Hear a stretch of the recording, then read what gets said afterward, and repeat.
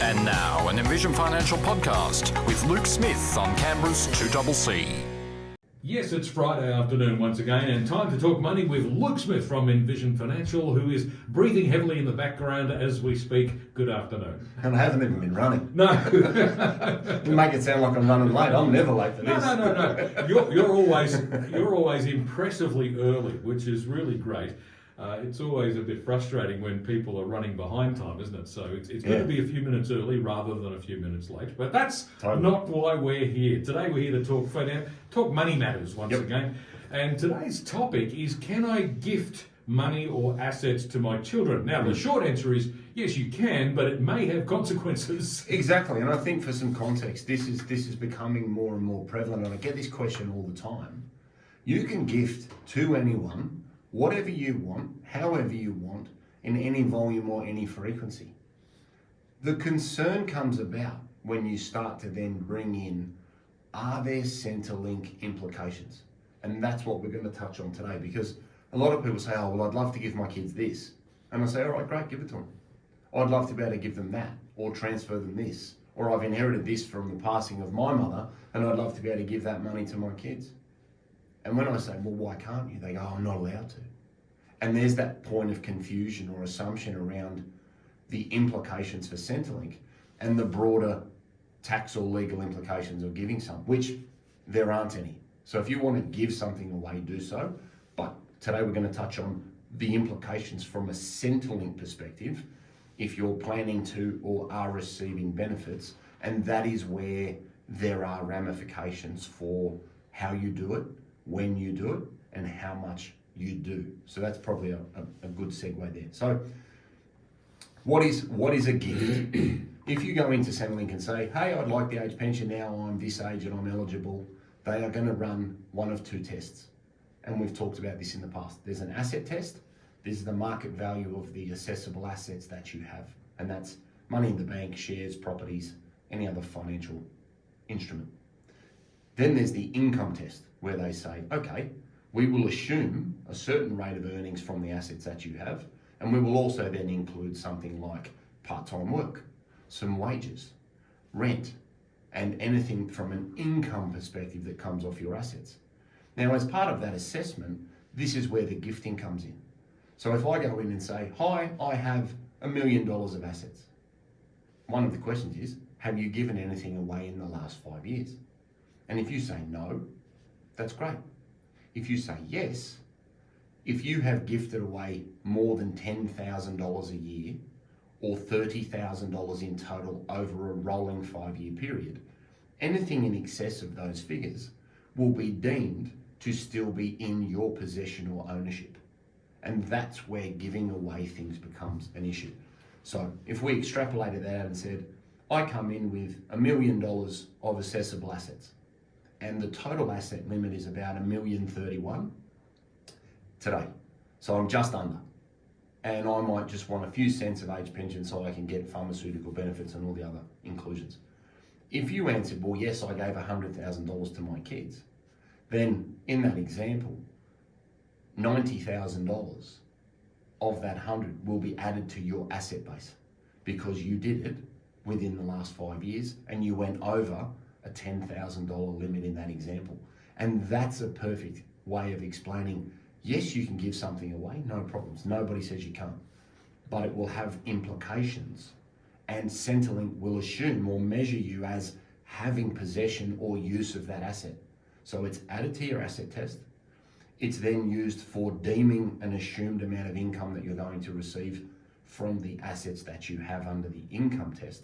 So there can be ramifications that could result in a lesser pension entitlement because of the behaviours and decisions that you've made whilst you've been eligible or leading up to becoming an age pension recipient. So it's worth explaining, but I just want to get that separation away from, nothing says you can't give something away, but if Centrelink's involved, then there could be implications in relation to your benefit entitlements.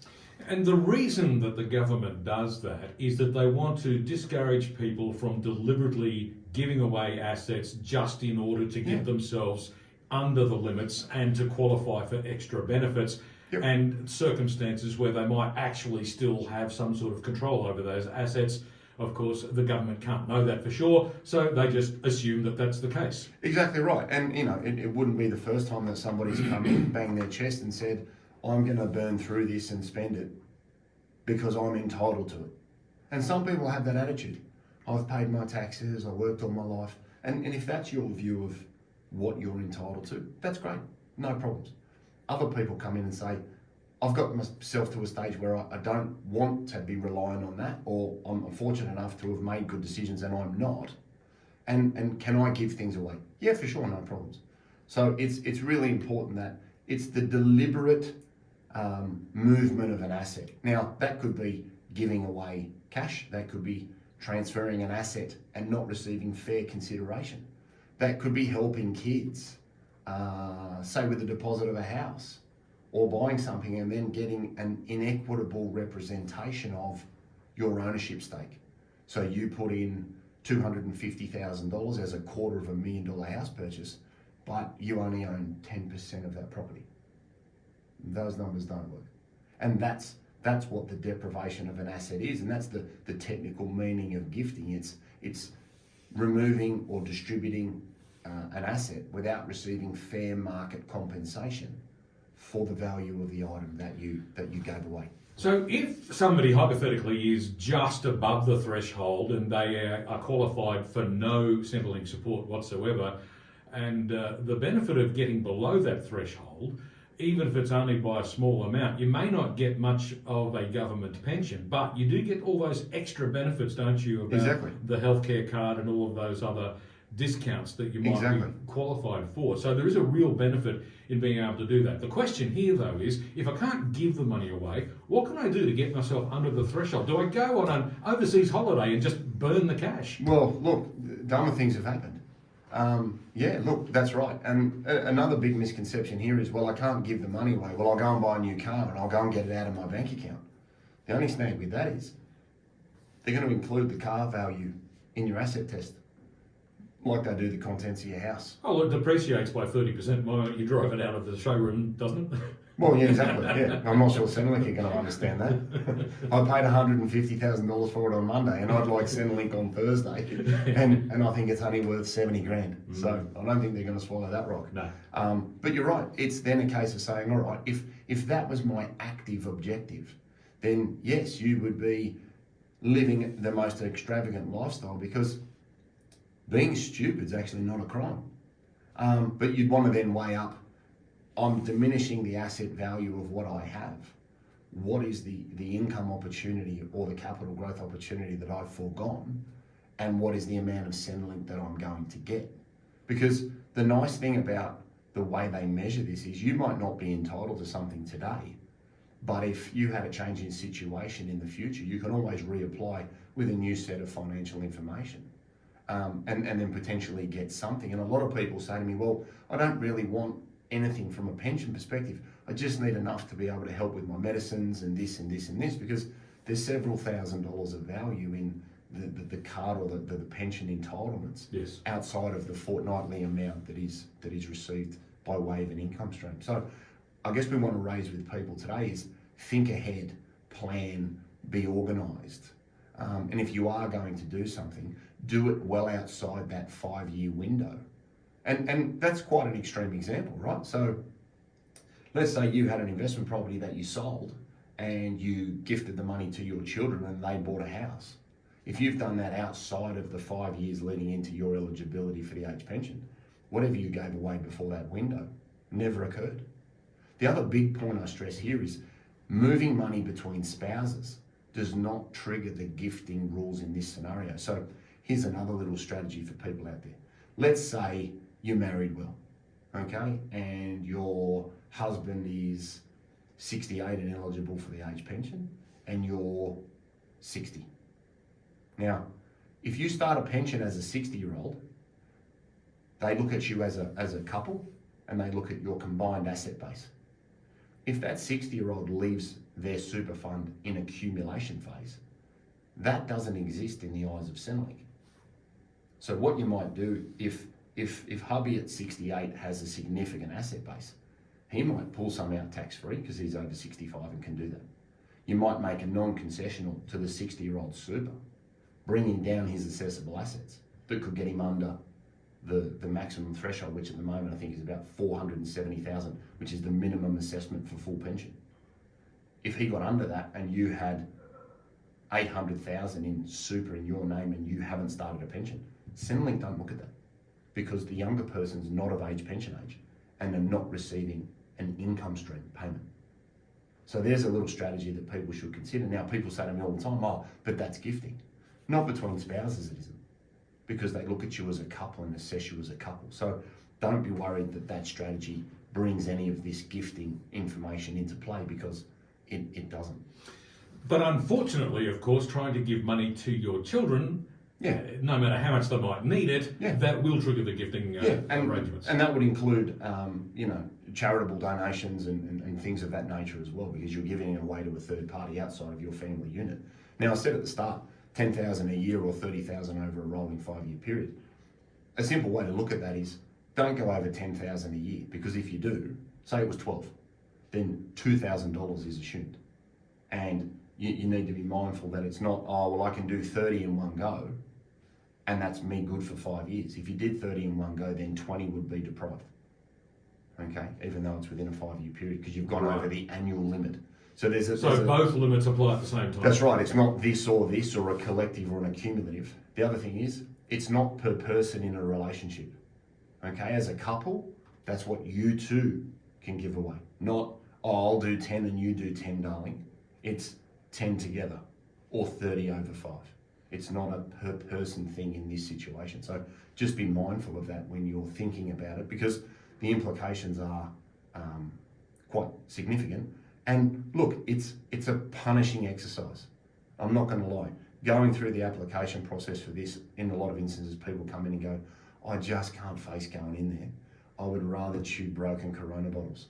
But when you do the math, and I had one this week where she was too frightened to go in there because of the headache that she'd experienced in the past.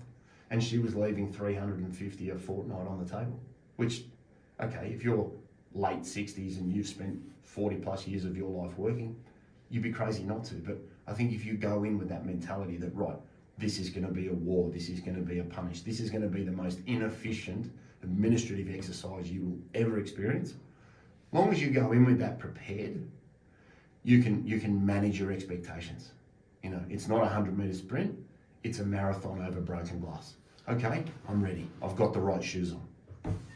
We all know that it can be difficult dealing with government bureaucracy, and some bureaucracies are worse than others, and Centrelink doesn't have a great reputation for being easy to deal with, and this has prompted me to offer people the advice from time to time, wherever possible, make sure you stay out of the hands of the government. But of course, that's not always possible, so sometimes you just have to bite the bullet and give it your best shot. That's where a little bit of good advice always helps, of course. Yeah, and I think part of that paperwork conundrum is knowing what you need, and somebody like me is there to be able to give that factual information and understand the questions that they're asking, because some of those booklets are 30, 40, 50 pages deep.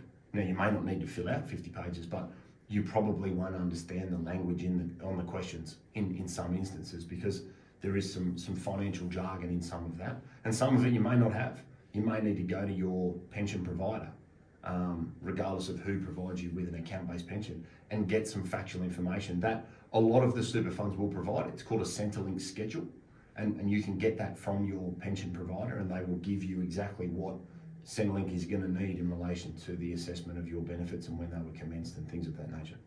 Luke Smith from Envision Financial is with me in the studio this afternoon. We're asking the question, can I gift money or assets to my children? We'll be back with more in just a moment.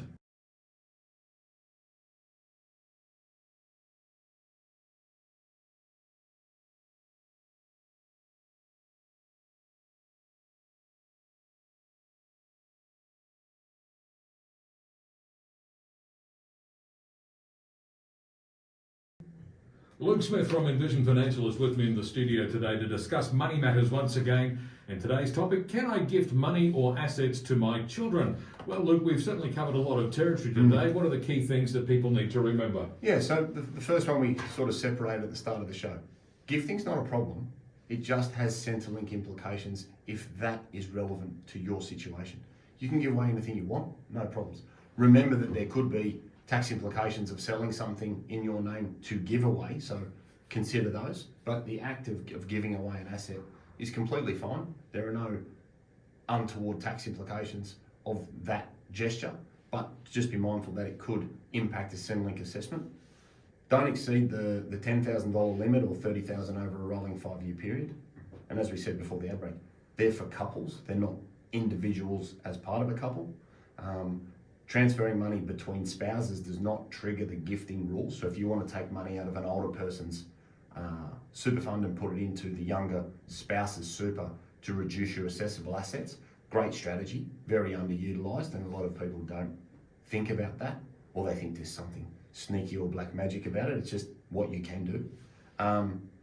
Make sure that if you're going to give away an asset, you give it away well before that 5-year window of your entitlement, because then nothing will be accessible and it won't have an adverse implication in relation to your entitlements under the asset test or the deemed income from the assets that are included. And then make sure that if you are trying to get your assets down, don't race out and go and buy a car because you took the money out of the bank, because they're going to include the value of the car in your assets anyway. So you'd need to increase your lifestyle spending. Or another good way to do it is throw some money at your house, redo the roof, repaint the house, redo the gardens, because your house is an exempt asset and any money that goes into it is exempt as well. So that's another great way to say, oh, well, I'm just over. If I did some renovations, which I'd really like to do anyway, now I've reduced my assessable assets, which could get you just under that threshold for a little bit of pension, but all then the pharmaceutical benefits and anything else that's associated with being a Centrelink recipient. So think about what you're going to do, plan your approach, give away assets if you want. And again, if you turn around and say, well, I'd rather give the assets to my kids and I'll deal with the ramifications, that's totally fine as well. Don't not do something for the betterment of your family just because, there's this Centrelink monster hanging over your head. And just remember, when you do go in to do this, it's a marathon over broken glass. It's not a 100-metre sprint. So put the right shoes on, have the right mentality, take a deep breath, go in and be ready for a battle. And hopefully something can exceed your expectations and it can be simple and clear and concise and even accurate. That'd be great. But I think if people just keep that in mind, they'll make the most of what they want to do from an asset perspective, and they'll also then won't adversely impact themselves in relation to their entitlements when it comes to Centrelink benefits. And pardon me. And as always, it might be a good idea to get a little bit of professional advice as well. So, Luke, where can listeners get more information? Yeah, office number 62604749. We've got envisionfinancial.com.au on the internet. We've got the podcast, The Strategy Stacker. Luke Talks Money on iTunes and Spotify. We've got Envision Financial Canberra on YouTube. You can subscribe to the channel. We've got YouTube Shorts. We've got The Strategy Stacker on the TikToker. And we've got Smart Money Strategy, your ultimate guide to financial planning, in all good bookstores and Amazon. Indeed. So go to your local bookstore. If they don't have it, ask for it and they'll get it in for you, or simply go online and order it that way. Luke, thanks very much. See you next week. We'll catch you next Friday. Luke Smith from Envision Financial back with us on 2CC at the same time next Friday afternoon.